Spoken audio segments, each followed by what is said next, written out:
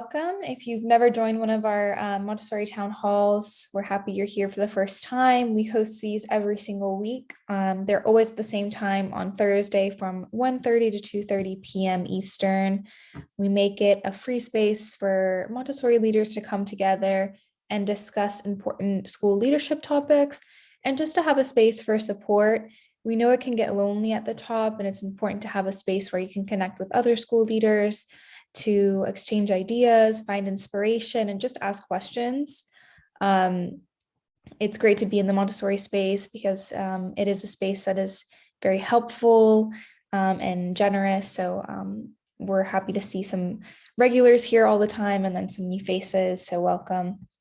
Today, we're going to be hosting an open forum on creating a positive workplace culture and what that looks like in the Montessori space specifically. Just a little overview of what we're going to cover today.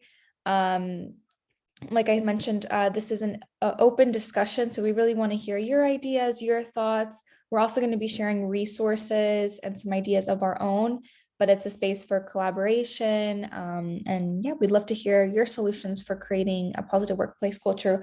Whatever you have to say in this meeting could very well help another school leader. So we encourage any ideas or thoughts. First and foremost, I'd love to have a little moment for introductions. So if you can drop in the chat who you are, what your role is, where your school is located. Let's get to know each other just so we know where we're all coming from. You can also say how many years of experience you've had in Montessori or in Montessori leadership.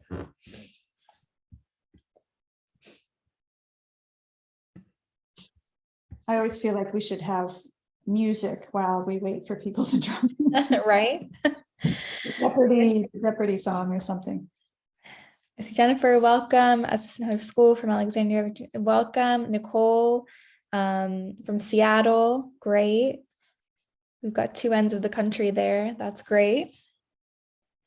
Alyssa from Berkeley, California, welcome.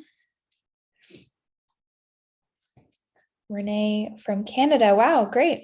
Outside of the US. Awesome. All right, well, welcome. We're happy you're all here. Let's go ahead and get started. All right. Hi, thank you.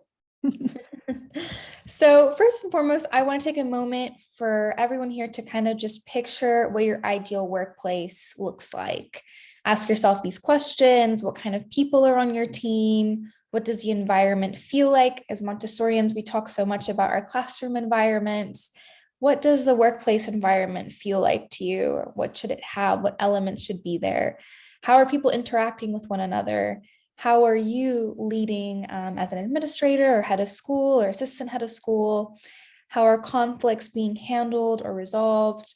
How do employees feel coming into work? What kind of support systems do you have in place? And how can employees grow and thrive? You can ask yourself these questions. You can feel free to also answer them in the chat. But just picture, what are the feelings that come to mind, the ideas that come to mind when you're picturing the perfect workplace?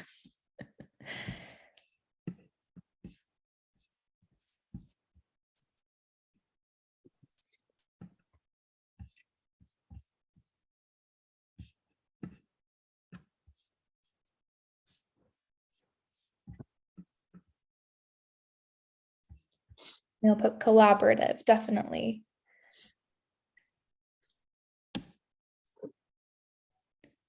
Transformative for all, a community, accepting. Yep, all great. Okay, I'm going to add some of those. Oh, hold on. I think I need to exit the presentation to add in because I wanted to add all of these great points into the presentation.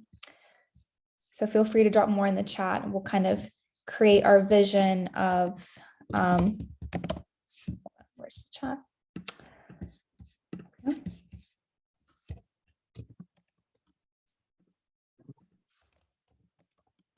Collaborative.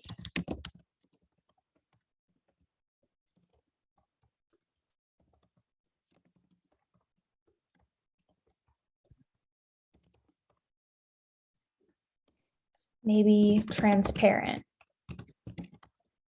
People feel like Trusting, supporting growth. That's a great one.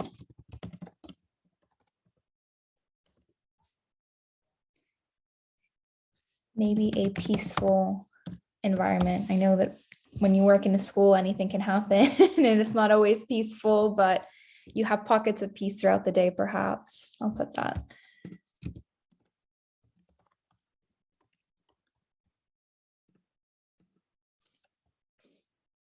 So, just keep all of these ideas in mind for what you picture your perfect workplace to be. It's great to set these goals for yourself. Obviously, there's no such thing as a perfect workplace. There's no such thing as perfection, but I think we can all strive towards a common picture. And ultimately, as a school leader, you can decide what tone to set for your school and what things you want to implement in your school. So thank you for everyone who put something in the chat.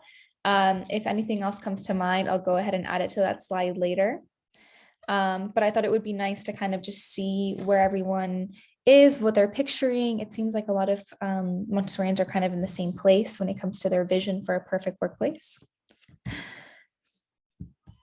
Now, let's think about improvements we maybe want to make in the workplace. So what would you maybe change in a perfect world? Maybe these are things that will take a long time to change. They could be something that you could change immediately. It doesn't have to be an easy fix necessarily, but what improvements would you like to see in the workplace? And this can be, sometimes external factors such as parents, how they're interacting with the school. This is your say as a school leader. Can be things either in your control or not directly in your control.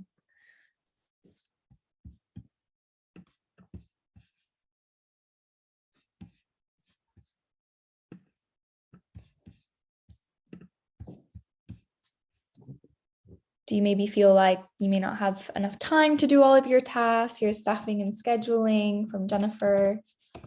I'll add that. Any challenges in the workplace?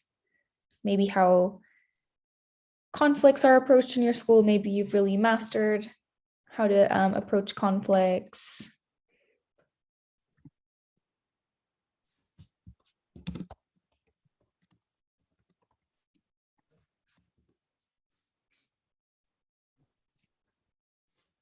Time to plan and look ahead.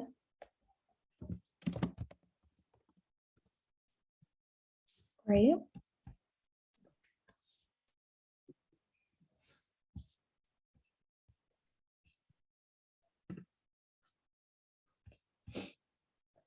I know I'll add talent. Let's see here. I know that's a struggle for many schools. In the workplace, it becomes a big focus and takes time away from other things. A deep bench of staff to reduce stress when someone is out. Yep.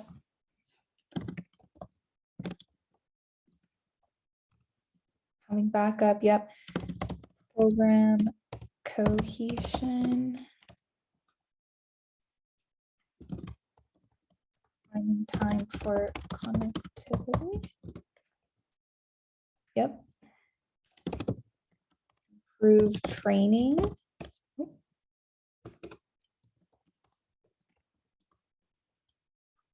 Trauma.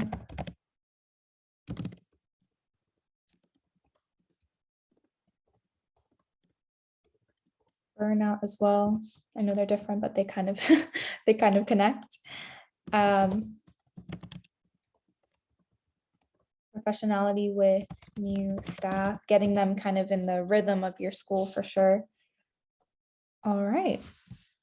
These are all great. So we can keep these in mind as kind of our goals of things that we maybe want to change in the bigger scheme of things when it comes to establishing our workplace culture. Some of these are really easy to change. Some of them are really difficult to change. And some of them are not always entirely in our control. Unfortunately, we cannot create more time in the day sometimes. So let's talk about what you've implemented in your own school communities. What changes have you made to kind of bridge that gap between your vision, all of the goals that we wanted to set out, and the things that we want to change? And this might be a work in progress for you. This might be something that you're in the process of implementing, thinking of implementing, or haven't even started implementing because you don't know where to start. But let's talk about some implementations that you've made as a school in order to, make those goals a reality.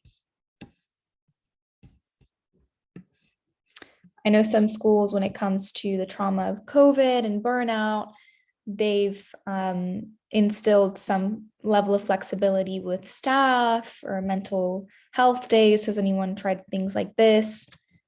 Any kind of solutions to create a more positive workplace culture?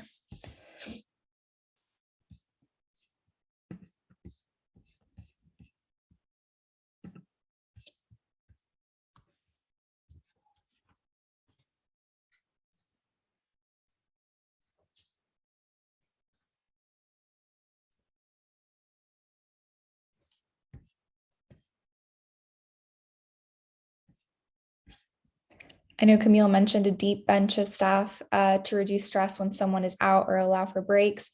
I think it was a few town halls ago, we had a school leader from New York who said it absolutely revolutionized their workplace when they had a whole list of people they could call for substitution if a teacher wasn't feeling well or was feeling burnt out or got ill or needed to take some time off. Let's see here, we became a little more relaxed, but now are suffering the consequences of becoming more lax with our staff. Certainly. Jennifer says a weekly staff email with shout out section to highlight others and offer up compliments. This is great for morale. Stephanie, how did you become, like, in what aspects did you become more relaxed? I'm just curious. Was it? With time off, for example. Okay. You know, when people were getting sick with COVID, we would be like, okay, you just stay home for like 20 days or 10 days. Remember back 2 years ago. So now it seems like we're getting, oh, I have a sniffle, I'm going to take the day off. Or, you know, cell phone usage, for example, is another thing in the classrooms that we are really struggling with that. More relaxed in just protocol. You know, we went from having 5 children in the school to now 120. So we still haven't, I feel like the mindset hasn't set back to normal again. I don't know if that makes any sense. Like the mindset is still stuck in, we only have 5 children in the school, so it's more relaxed. Right. Right. And with more children, you obviously need to have some standards and Exactly. can't have us, you know, with only 5, you know, everyone could be a special case, but I know with exceptions and things, but once you're growing to be, that's you know, almost 2 orders of magnitude bigger. So it makes a big difference in how you manage things, for sure. Is anyone else on the same boat? I don't think you're alone, Stephanie. I definitely feel other schools are, it's hard to pick up that pre-COVID rhythm, for sure.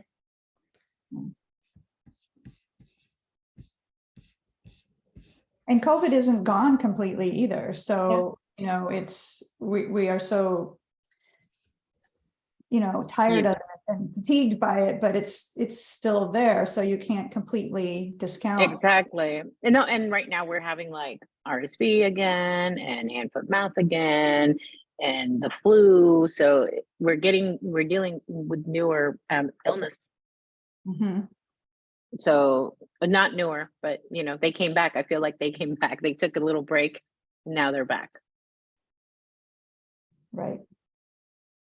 When we were all being so careful, and the children too, you know, they were getting now their little immune systems are getting exposed to everything all at once, seems like, right? Natasha says I'm on the same boat. Yeah, I think it's definitely a shared experience. I think There's a lot of wounds left after COVID. Aurora here says, I have found that new hires are coming in with expectations to be taking lots of time off. Yep. And this is something that we're seeing not only in the Montessori space, but I think across industries. I think, yeah, it is a reality. People are expecting less hours or more flexibility with work. And unfortunately, when it comes to working in a school, that's not always an option, because those children, they need a schedule. People need to be in the classroom. They need to be there every day. So it's difficult to offer flexibility all the time. Renee says, yes, many newer staff are expecting to be off. Yes. Who has ever heard of mental time off prior to COVID? Yep. It's starting to become a new concept in the workplace, and one that I think is probably more easily introduced in other industries, especially companies that offer, work from home options. But when you're in a school, unfortunately, we don't have that flexibility. So it's difficult, especially when you're trying to attract new talent to your school. And there's such a shortage of staffing, right? So if they say, I want fewer hours, you still feel like you need to, they're kind of have more, they're holding the cards a little bit more because of that, right? So that's hard. One of the schools, this was a while back, I think this was during a discussion on, I can't remember if it was burnout or if it was on staffing, but we had a school that was talking about how they basically would hire 2 teachers for one classroom, and they would each work part-time. Obviously, they're lucky to even find 2 teachers who are trained, which is a challenge. But I think, maybe re-strategizing for some schools that can do that when it comes to that flexibility, because I think it's something that doesn't look like it's going to be going away with this new generation of workers, these people who are looking for employment. They really value flexibility more than I think ever before. COVID, I think, probably just made that a lot more rapid and evident. Has anyone implemented anything to kind of counteract that or resolve this issue? Or are we all looking for solutions?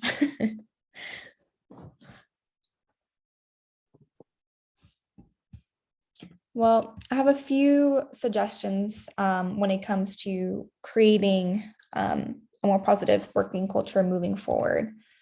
So first and foremost, we may not always be able to offer flexibility, but something we can offer as Montessorians in our Montessori communities is building strong employee relationships. I think this is something Montessorians are already great at. We're taught so much about grace and courtesy throughout our training. This is what we teach our students. And I think we're great at creating environments sometimes that as employers, we're empathetic. As leaders, we are understanding, and we connect with those that we work with. When leaders can really act as mentors and actively advocate for employee development, as well as proactively connect their employees with meaningful opportunities, employees and leaders feel more successful. This contributes to a stronger workplace culture. A few thoughts on this. A few ideas are to have those regular one-on-ones. I know a lot of schools are already doing this when it comes to their staff. Working together with your guides, with your assistants, to establish goals together. And this can be individual self-growth goals, or it can be goals that you're going to come together as a school to accomplish for the greater community of your school.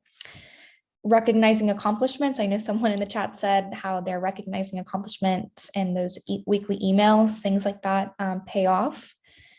And connect employees with a purpose. I see here in the chat as well, Aurora said we have half days once a month and offer paid holidays. That's great.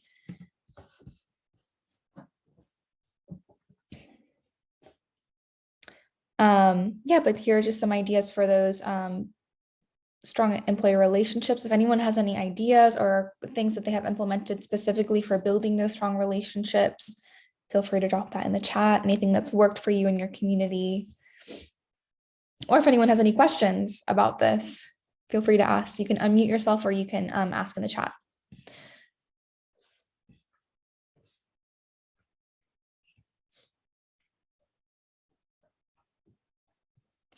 If anyone also has any tips on how they've run really great one-on-ones, because I know sometimes they're not always the easiest conversations to have.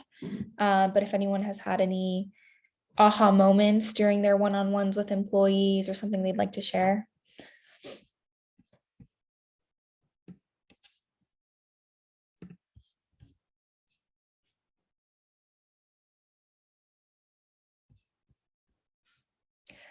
All right.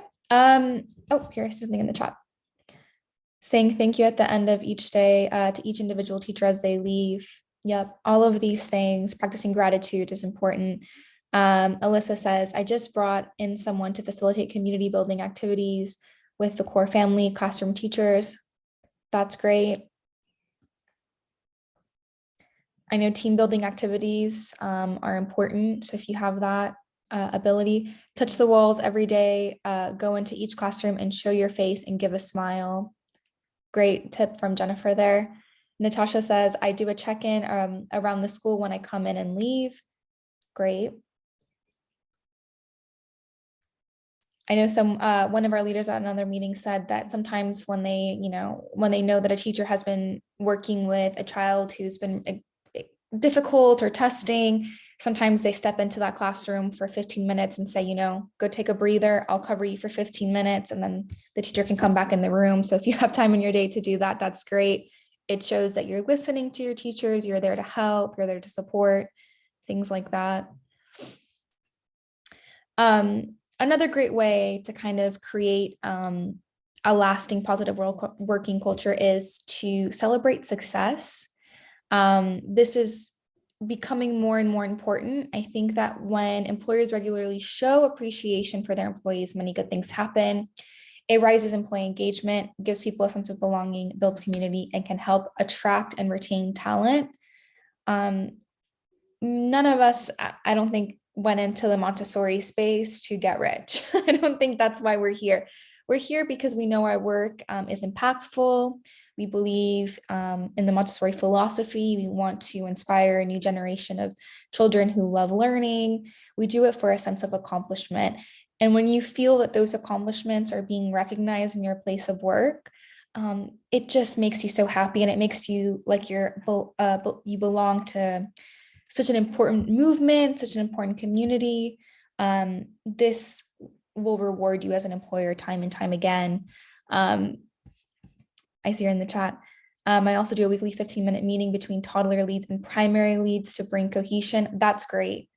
Get different programs to come together and talk so that they're well aligned, especially since the toddlers are going to be going into the primary classrooms, hopefully. So it's good that they're on the same page. Yeah, but when it comes to celebrating successes, it's extremely important. Reward teachers, just even on your one-on-ones, give them praise when they're deserving of it. If you have team meetings, take 2 minutes at the end of the meeting for recognitions. You can plan employee dinners or celebrations. Last week, we had Rena Morgan on, who was talking a little bit about celebrating successes. And she says that she likes to avoid to do lunches, which that was the first time I heard it, but it made sense what she said, because sometimes their lunch breaks are the only their only time to disconnect. So maybe it could be fun to plan an annual staff dinner that you go to a restaurant, you just connect with one another, you talk, you don't necessarily have to talk about work, but just get to know each other. Things like this, they definitely build a sense of connectivity and community. Celebrating birthdays, this is a small thing. Most people already do this, but putting together a card, coming in on a special gift. Great ideas are, you can get a Groupon for a massage and everyone can pitch in, or a special gift card to their favorite restaurant, things like this, whatever you feel is best to celebrate birthdays. Writing appreciation letters as well. At the end of each year, you as a leader can write an individual appreciation letter to each member of your staff. I think this is really inspiring. It motivates them for the next year. It congratulates them on a work well done. We know that the past few years have been difficult, so a little bit of appreciation goes a long way. If anyone else has any ideas or things that they've implemented in their own school to celebrate successes, feel free to share. I see something come in the chat. We give a small Christmas bonus. That's great.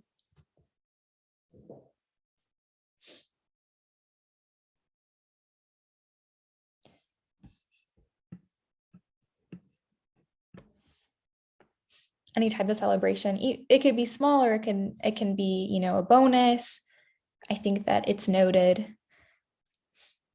When people feel more appreciated in a workplace, they're less likely to leave. They're more happy to power through the hard days. They feel encouraged to do so.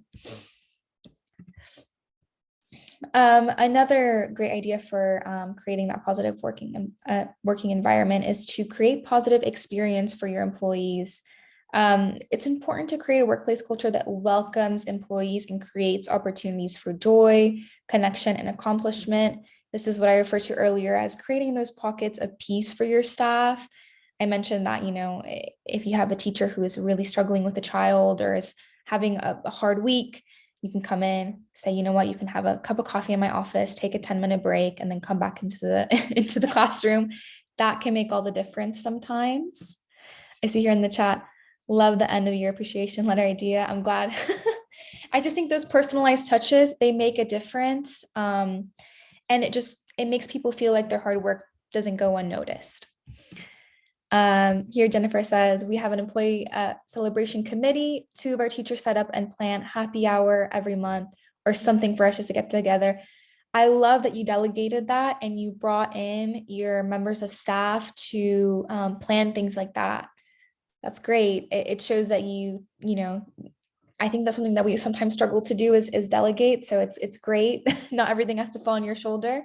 I hope that those are successful events that I know your staff looks forward to every month. So that's great. That's, you know, that is creating a positive experience. Those kinds of plans, you know, you can come together. You don't necessarily have to talk about work. You can just connect with your staff members. Yeah, have a nice break area or coffee station in your school. If you have a break room, keep that stocked.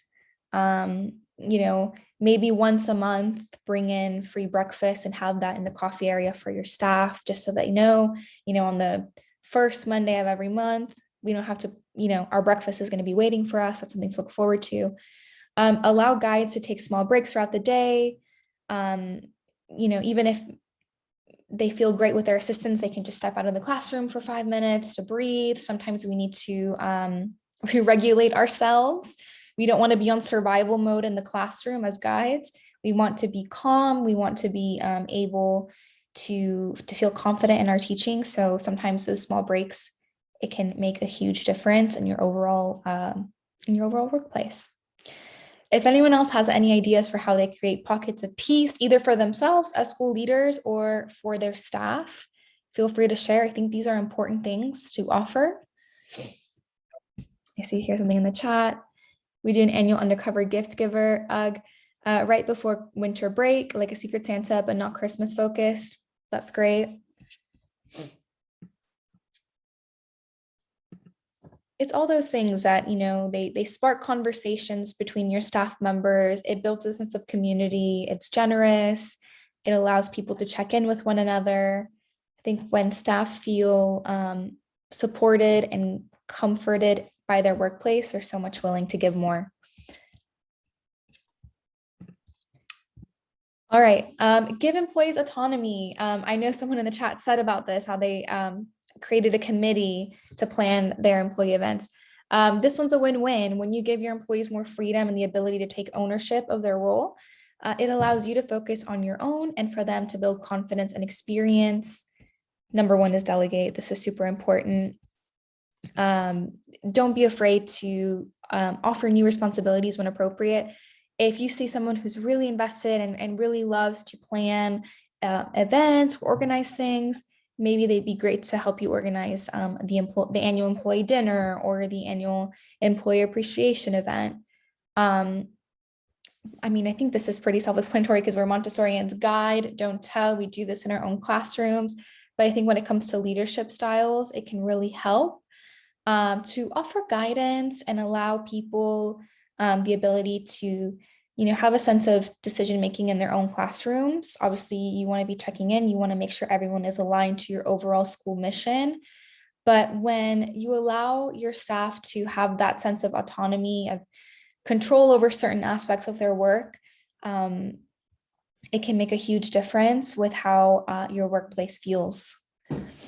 Include them in planning and decision-making processes when appropriate. Have people take on certain roles when it comes to organizing meetings, set up some committees that may work for you. Things like this can really be helpful, and it helps to offload all the work. As a leader, you can lead so much better if you have great team members who are also contributing ideas and solutions. So yeah, encourage team members to share their ideas and solutions, even assistants. You may not always take everything on board, but it's important to create a space where people feel comfortable enough to share their ideas, knowing that they won't get shot down right away, that they're going to be heard, that things are going to be taken into consideration. A big thing right now is, yes, those mental health days. Well, maybe as a school, we can't offer unlimited paid time off, but we can meet them at a compromise and say, well, yeah, we hear you, we feel you. Let's, have a group of substitutes ready who can step in. We may not be able to pay you for a bunch of time off, but we have a backup team to help, to be there for you if necessary. We can offer, 1 day off a month for kind of just a mental reset and recharge. So you can listen to ideas. You don't always have to take them on board. Natasha says, I would love some advice on how to encourage staff to want to help, AKA when I delegate. This is a great question. If anyone has any tips, feel free to share. I think first, offer an opportunity to step up. And if not, maybe on those one-on-ones, you can say, well, I've noticed that, you're really great at organization.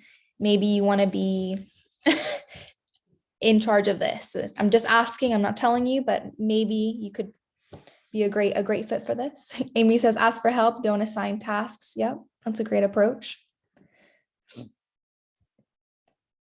I think being observant, seeing where people's skills really lie, and checking in with them. If someone's really burnt out, don't ask them to maybe take on more. But if somebody is really, skilled in a certain area and maybe a perfect, meeting organizer or head of a committee, offer them the role and say, I think you'd be a great fit because.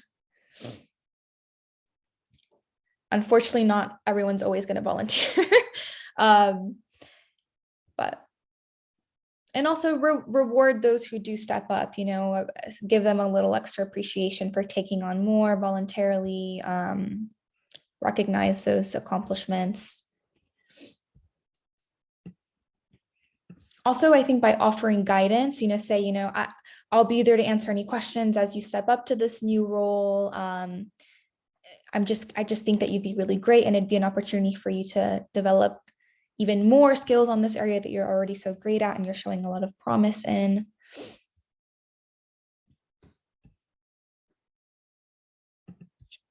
If anyone else has any tips or ideas, feel free to drop that in the chat as well. Finally, just have fun with your stuff. I think it's okay sometimes to let down those walls and create moments that are just about having fun with your team. Maybe on in-service days, have an hour for connectivity where you just talk about each other, play some icebreaker games, do a team building activity that's just about having fun. It doesn't have to be school related. Creating those moments that are just about connection, they're important. You want to create a space that encourages laughter, that, people talk to each other in a kind manner, that people are supportive, that people feel comfortable enough to ask, how are you doing? How was your weekend? And there's genuine interest and support in that community. it's just important to have those moments. I'm just going to pause for another idea exchange. If there's any more ideas for cultivating a positive workplace, anything that you've seen that has made even a small or a big difference in your workplace community.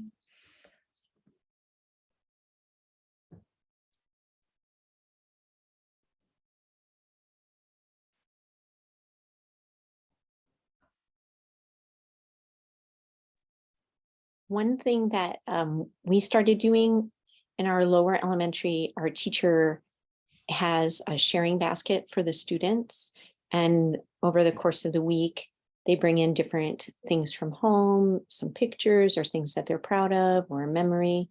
And now at our staff meetings, one staff member is responsible for bringing their sharing basket. And so they share pictures and stories. And it's been really neat to just learn a lot more about people than what they would just typically share in conversation. That's great. I think that. going off, oh, sorry. I was just saying, I love that. We do that at Nido here too. And you learn some very interesting things about people when they just, and it's just open, share something about yourself that you might not know when you're just working with the person, but something, I think it's great for community building. I think sometimes shifting the conversation away from work, because I think when we're in our classrooms and we're in our schools, we're always thinking about the children, we're thinking about our environment, we're thinking about the parents. Sometimes it's great to just, get to know your coworkers. You don't have to know your deepest, darkest secrets by any means, but just have an idea of what interests they may have. Also, it gives you the opportunity to learn so much about them. We had a conversation with Lorna McGrath about teacher appreciation, and just getting to know her staff. She learned that they had so many unique interests and hobbies and skills that they were then welcome to bring into the school. For instance, if you have a teacher who just absolutely loves art, maybe they can lead an art activity in the school or host a painting class for the guides, and it could be a fun activity for connection. Those kinds of things make all the difference when you give them kind of an opportunity to share their interests and hobbies with their work. Also, another idea that we had from that town hall was having a anonymous box where teachers could just write how they're feeling or any suggestions that they had. They don't have to include their name. And you can either read those privately as a school leader, or you can read them at team meetings and figure out, oh, we're feeling this way. Up to you how you want to share them. It can be more private. But I think people open up a lot more when things are anonymous sometimes. Yep, it's kind of what we were talking about earlier. But just having a suggestions box of sort. You never know, you might have a teacher who is dealing with a lot of things in her personal life that maybe they don't want to share with the workplace, but they feel like they're drowning and they don't have any more time off and they don't feel like they're giving it their all. Sometimes they can maybe share, anonymously that they're not doing great. I see here in the chat. I have a favorites list, and once a month during our meetings, we do staff acknowledgement and buy something small for them. I also have it out for parents as well, so parents can use it when wanting to give their teacher something as well. That's great.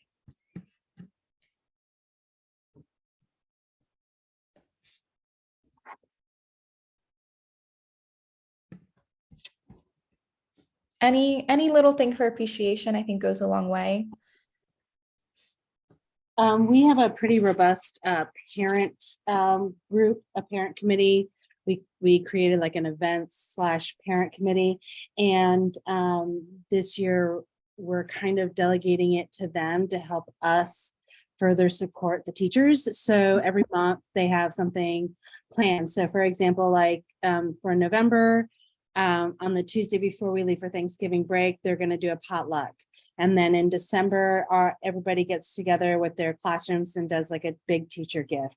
And then in January, we're doing a stock the lounge for our teachers. So it's just these little tiny opportunities for parents to also get involved and bring some love. So we found that that's really helpful. And it also, like, we have all these wants and wishes as admin to support our teachers, and like, oh, it'd be great to have donuts today, or oh, it'd be great to have bagels today, or whatever.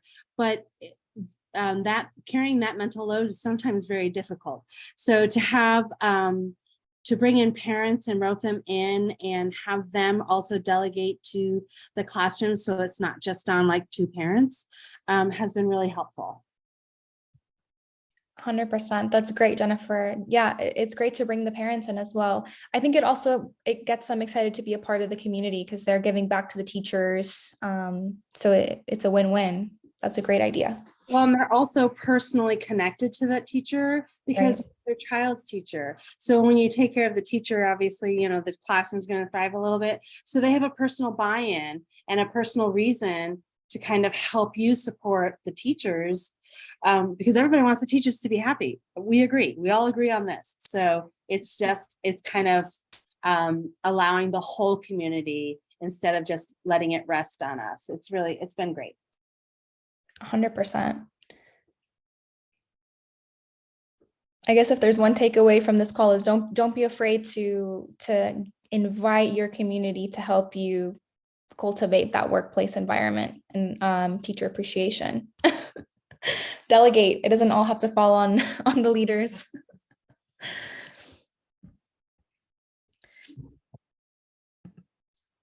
Any other ideas? And we covered quite a bit.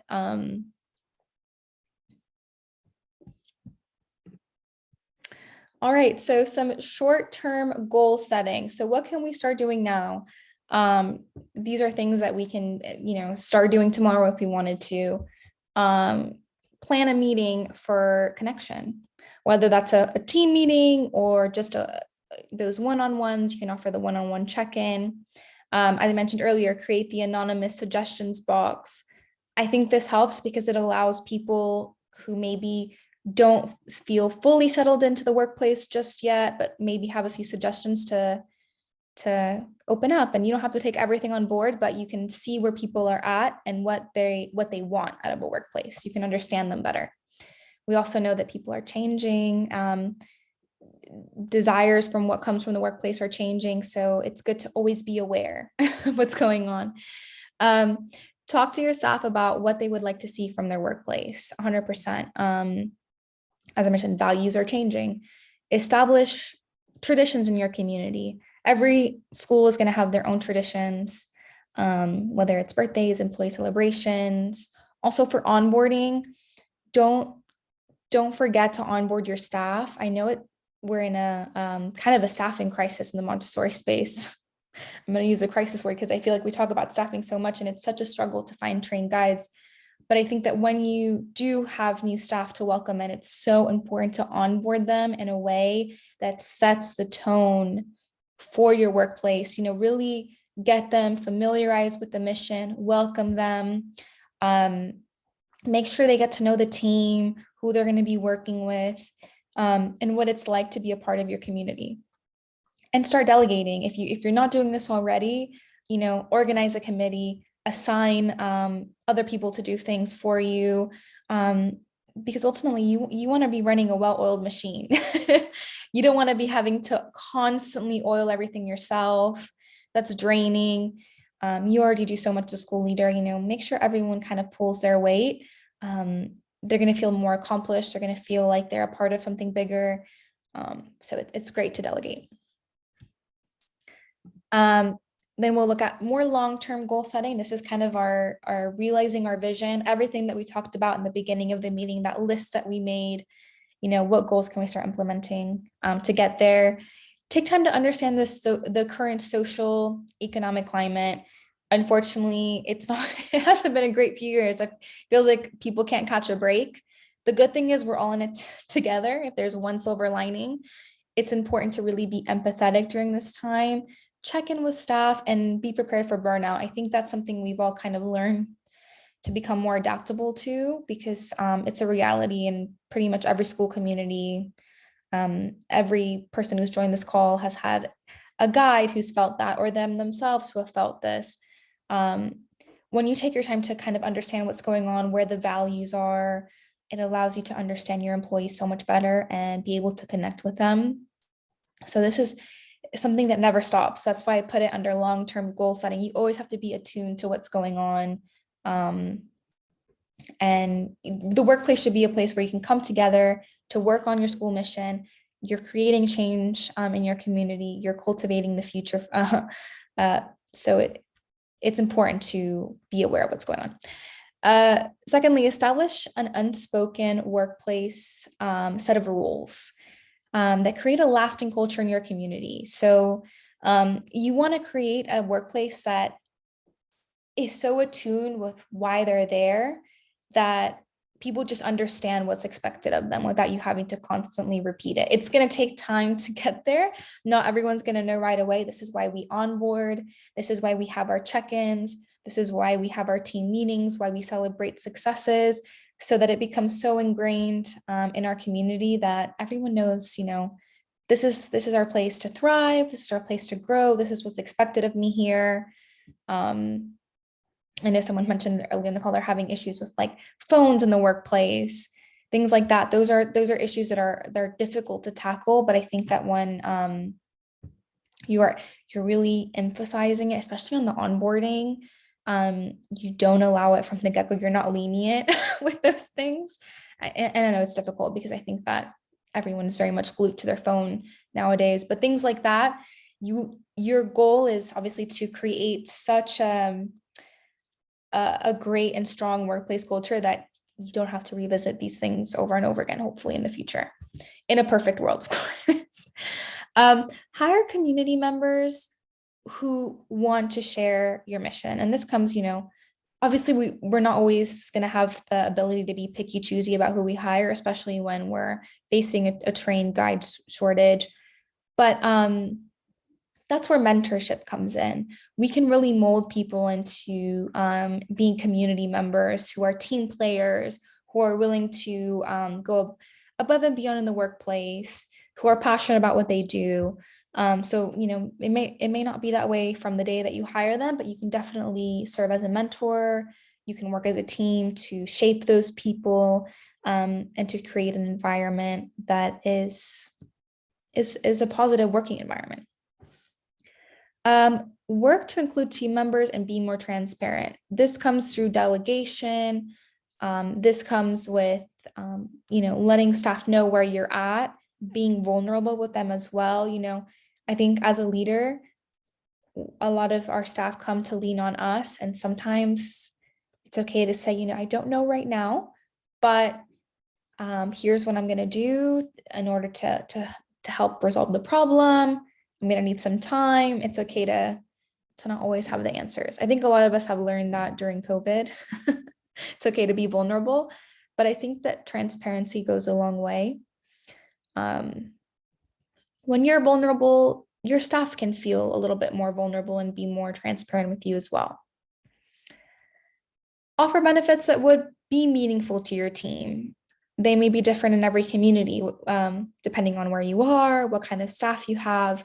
But things like mental health days, flexibility, competitive pay and benefits, if that's something you can offer, training opportunities, all of these things are options or ideas. If anyone else has any other suggestions for how they can offer these, offer great benefits to their team, feel free to drop that in the chat. You don't have to offer all of these things, but it's great to have something that goes above and beyond, especially because we are in a staff shortage. We have to be a little bit competitive with our offerings.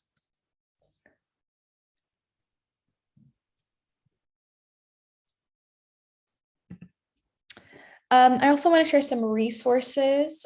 These are just some links from our Montessori Thrive collection of some documents, some resources that could help you. We have our staff development resource. This is a great town hall. I recommend you looking at it. It's hosted by Tammy Osting. She is a school consultant and has been a school leader for several years. She's amazing. She gives some great advice as to what role you can play in your overall staff development, how you can allow your staff to really grow and thrive in your community. We also do have an onboarding guide for those who are maybe looking to restructure their onboarding process, to set one in place. Onboarding is crucial if you want to set a good workplace culture. It all starts with how you welcome your team members. That sets the tone. If you are lenient on those first 2 weeks, that first month, that's when things get really challenging to revisit later. If we've seen this because, obviously new staff are expecting a lot of leniency towards paid time off. We have to be a little bit gentle yet firm with certain things. Onboarding can help set the tone. We also have a positive workplace policy. This is just something that you can give to new staff as part of their onboarding process to kind of just let them know what's expected of them in the workplace. It's kind of like a contract where they sign it. They understand, in this workplace, we treat each other with kindness. We're respectful. We respect the children. You can even add a clause in there about the cell phones if you really are firm, if that's something that we respect the children's time here. We don't go on our phones, things like that. Any kind of document like that you can introduce to your staff where they sign it, it kind of just, they may not always 100% stick to it, but it's in their mind that they signed this agreement with you. And then if problems do arise on those one-on-ones, you can show them the document and be like, this is, we talked about this when we brought you onto the team. What's going on? Why is there something going on do you feel anxious? Is there something going on at home? Is that why you're always checking your phone during work? Because we can help with that, if you're feeling anxious. But you can have a policy that you show them that they've signed that you can revisit. We also have a little guide on how to support mental health at work. We know mental health has become a big part of the conversation when it comes to establishing a positive workplace culture. So if you need some guidance, we have one that's specifically kind of more Montessori oriented. We've also got some great blogs on our Nido Marketing website. I've linked them here. This presentation will be in our Thrive collection too. So if you want to reference it, you can click on any of these links on the presentation slides. But just some strategies for staff retention, a little onboarding 101, how to set your guides up for success. All of these things are important and crucial if you want to establish a great workplace culture. All right, thank you. I'll go ahead and stop sharing my screen and see if anyone has any last minute questions before we wrap up.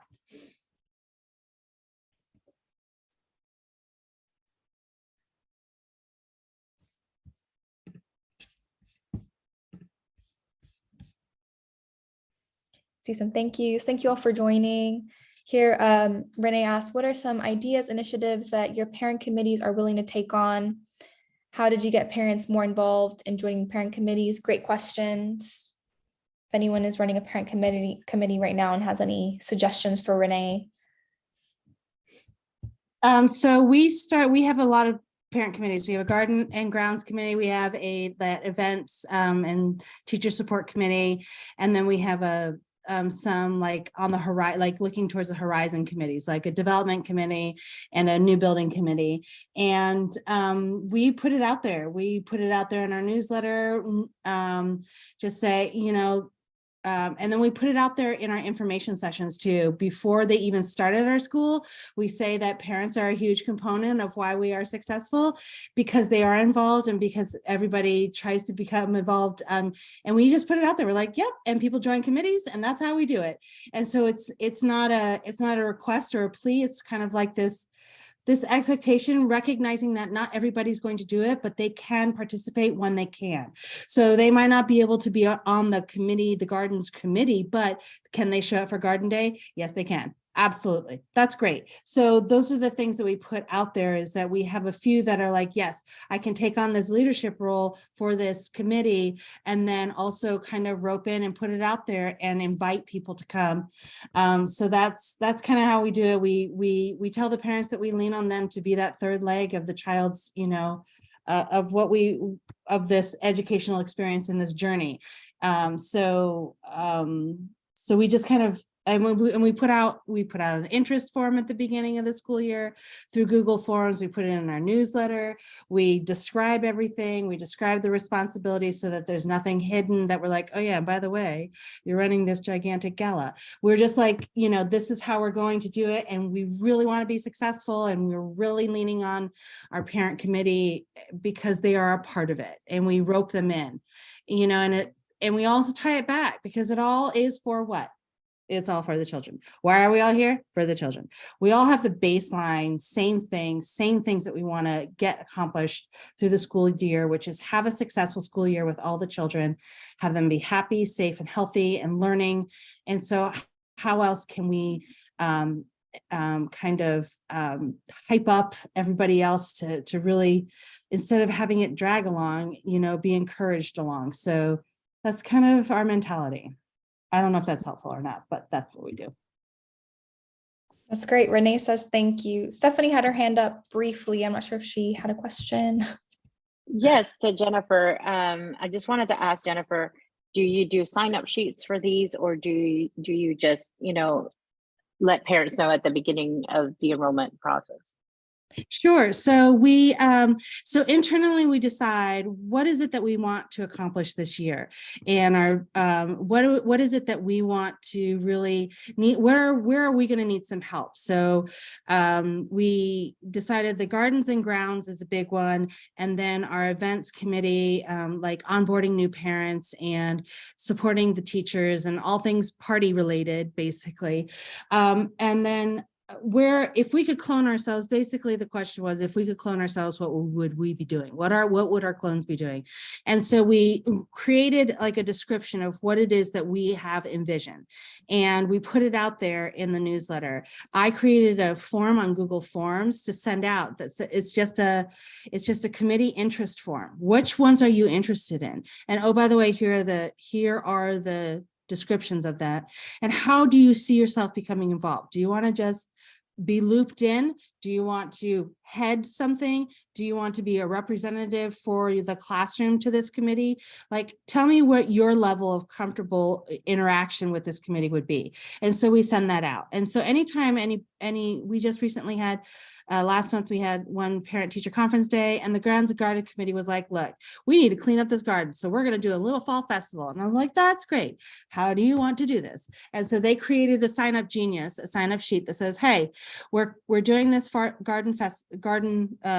festival cleanup garden day.